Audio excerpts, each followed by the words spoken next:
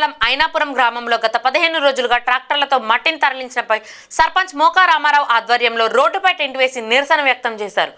సుమారు 40 ట్రాక్టర్లతో మట్టిని తరలిస్తున్నారని, దీనివల్ల రోడ్లు ధ్వంసం అవుతున్నాయని ఆయన ఆరోపించారు. తన్నలకు సమీపంలో అక్రమ రొయ్యలు చెరువు తవ్వి ఆ మట్టిని ఇతర ప్రాంతాలకు తరలిస్తున్నారని, ఈ ట్రాక్టర్ల వల్ల తాము ఇబ్బంది పడుతున్నామని గ్రామస్తులు ఆగ్రహం వ్యక్తం చేశారు. తక్షణం చెరువు తవ్వకాలను నిలిపివేసి మట్టి తరలింపు ఆపాలని వీరు డిమాండ్ చేశారు. సంబంధిత శాఖల అధికారులు తక్షణం చర్యలు తీసుకోకపోతే తమ ఉద్యమాన్ని ఉధృతం చేస్తామని గ్రామస్తులు హెచ్చరించారు. ఐనాపురం ఊరికి ముమ్మడ నుంచి రావాలంటే రహదారులు కొంతకాలం కొన్ని సంవత్సరాల నుంచి లేవు. చాలా ఇబ్బందికరమైన పరిస్థితులు. గత ప్రభుత్వంలో కూడా చేయలేదు. ఈ ప్రభుత్వం సంవత్సరం అయినప్పటికీ కూడా ఈ విధమైన రోడ్లు రహదారులు అనేది చేయలేదు.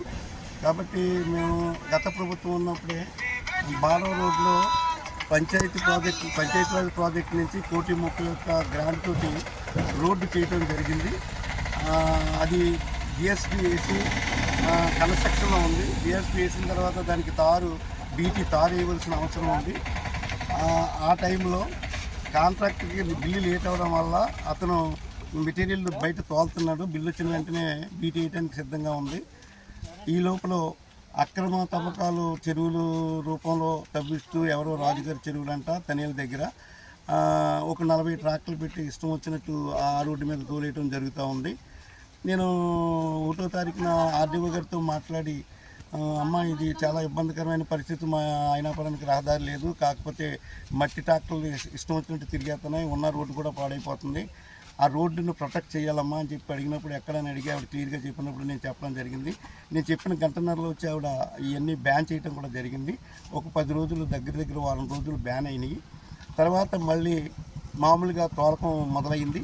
మరి పైనుంచి ఏ నాయకులు చెప్పారో నాకు తెలియదు, నాకైతే పూర్తి వివరం లేదు. కానీ తోలుతున్న దాని మీదట నేను వెంటనే ఒక సర్పంచ్గా బాడీనంతా కూర్చోబెట్టి మీటింగ్ పెట్టుకుని నేను ఒక లెటర్ డ్రాప్ చేసి, ఈ ఒక లెటర్ మీద మా బాడీ వైస్ సర్పంచ్, నేను, నా బాడీ 14 మంది సంతకాలు పెట్టి కలెక్టర్ గారికి, ఆర్డీఓ గారికి, ఎఫ్డిఓ డిస్ట్రిక్ట్ డెవలప్మెంట్ ఆఫీసర్కి, ఎండిఓ గారికి, ఎంఆర్ఓ గారికి, మన శాసనసభ్యుల వారికి కూడా పంపడం జరిగింది.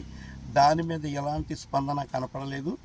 తర్వాత మళ్ళీ ఇదే తోలకం తోలుతూ మరి వాళ్ళంతా కుర్రోళ్ళు, 40 ట్రాక్టర్ల మీద ఉన్న వాళ్ళంతా 20 సంవత్సరాల కుర్రోళ్ళు దారుణంగా ఒక చేత్తో సెల్ల పట్టుకుని, ఒక చేత్తో స్టీరింగ్ పట్టుకుని తోలుతూ ఉండటం భయాందోళనకు గురయ్యి ప్రజలు నన్ను, ఏం చేస్తున్నారు సర్పంచ్ గారు, మీరు రావాలా బయటికి, మీరు రోడ్డు పాడైపోతుందని చెప్పి దాని మీదట ఈరోజు నేను ఇక్కడ వాటర్ ట్యాంక్ దగ్గర ఐనాపురం వెళ్ళే దారిలో నేను ధర్నా పెట్టడం జరిగింది.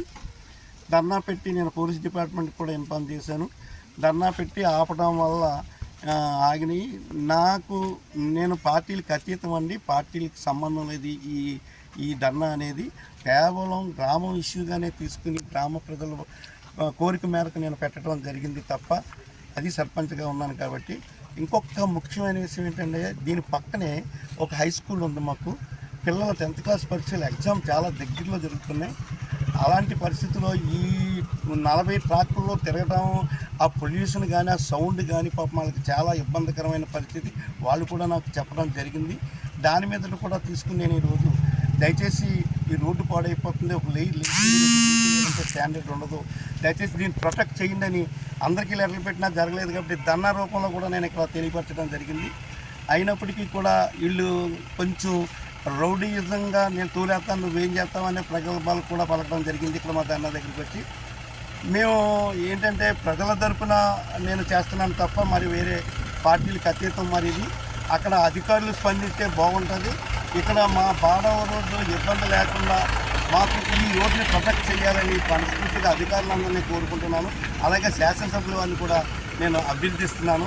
ఆయన ఒకసారి ఆయనకు అవకాశం ఉంటే ఈ బాడవ రోడ్డు చూసినట్లయితే దీని మీద స్పందన ఆయనే తెలియజేస్తారు.